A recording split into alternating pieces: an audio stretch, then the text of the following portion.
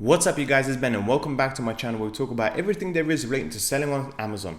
So it's the end of the month and I thought it would be a good idea for me to share with you guys my Amazon FBA results for the month of July. Now this video is not to show off of how successful I am on how much money I've made or anything like that. It's basically to give you that proof of concept. If some of you guys are thinking about selling on Amazon but still haven't started because you have come across all of these videos that say Amazon FBA is dead in 2021, you may as well move on to something else. I'm here to show you different. I'm here to actually show you real life tangible results and my actual results of how much money I made in the month of July. This is also to show you guys and other sellers as well as to what's been selling, what hasn't been selling, and it gives you an idea and a way to compare your own figures if you have been selling for, let's say, a few months and so on. You can compare your figures to my figures and see if you have been going up or down, if there's anything that you can potentially change or look at and so forth. In my personal opinion, this is why I always like to stay in contact with as many sellers as possible. It gets me a better understanding of if I can do anything better to improve on my listings, or is it something that is completely outside of my control? Because with Amazon FBA guys, sometimes things are not going well. In some cases, it's because of something that you have done wrong. Maybe your PPC campaigns are not working. Maybe your product is not what exactly customers are looking for. Or maybe it's just that time of the year where everybody is suffering effectively because most people are outside enjoying themselves and not really shopping on Amazon. With that being said, guys, if you are interested in selling on Amazon, then please don't forget to check the links down below for my brand new FBA Mentor Academy course where I will teach you how to sell on Amazon, literally from the very beginning until you become an expert. Otherwise, guys, if you're interested in selling on Amazon but you're starting on a relatively lower budget, then don't forget to check the links down below for Helium 10, the best product research tool out there, or Tide, the perfect business bank account to start off your Amazon FBA business. With that being said, guys, let's get straight to the video. Right, guys, so in July, it's been a really good month for me, and it has increased my sales by over £13,000 from the month of June. And as you can see in the month of July, I've actually made £71,152. Now, you can look at it two ways. From the positive side, it is a massive increase from the month of June where I made £58,000. However, at the same time, last year with less products, I was able to beat that number by £600.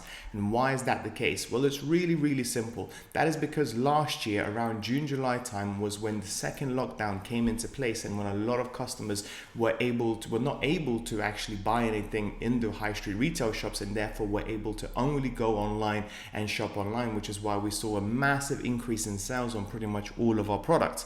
This year, things are different, okay? This year, everybody can basically go out to high street retail shops, they can go out, party and do various things, and they are no longer stuck at home shopping online. However, guys, given the fact that I was still able to reach £71,000, yes, granted, with more products selling than last year, is still, in my personal opinion, a really good result, and I'm really happy with it.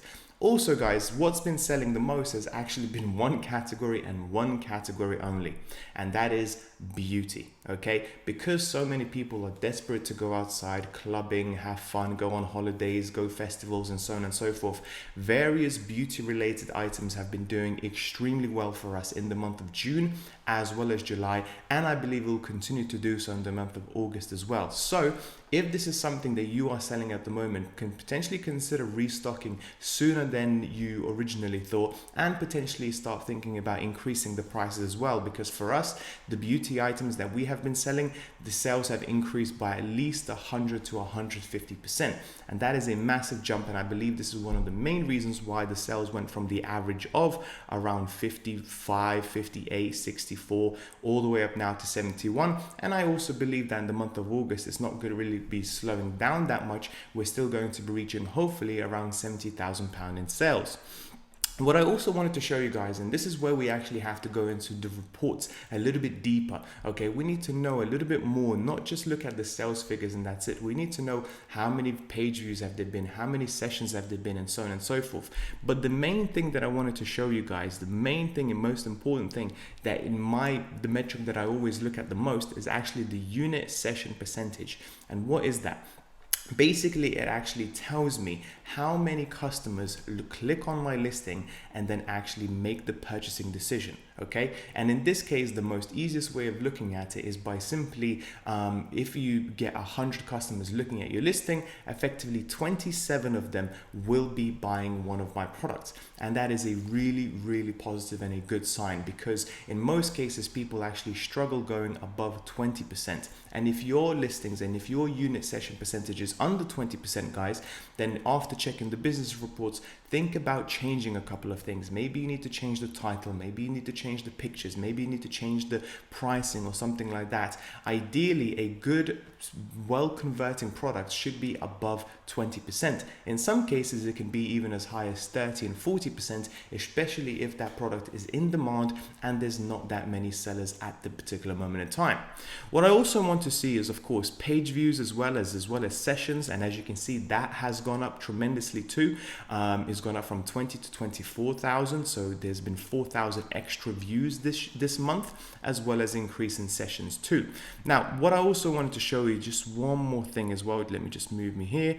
Now, partly the reason for these results is the fact that I went from selling 39 products all the way up to 43, and by this month in August I should be selling around 45, 46. There are still a few products that are going to be on the way, that are being delayed at the moment, just like all of us are experiencing it, but having more products to sell, of course, is going to help with the end sales figures.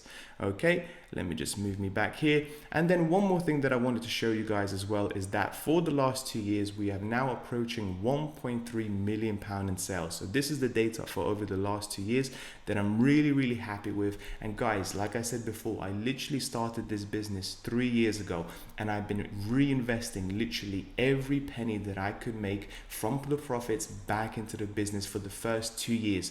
And if you end up doing the same, if you are not desperate to take the money out straight away, you can really build a big, relatively successful Amazon FBA business with a relatively small budget in the very beginning.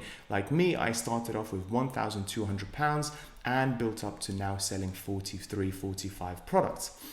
Also, another thing that I wanted to show you guys that a lot of my students are currently struggling with is the declaration of conformity. What is it?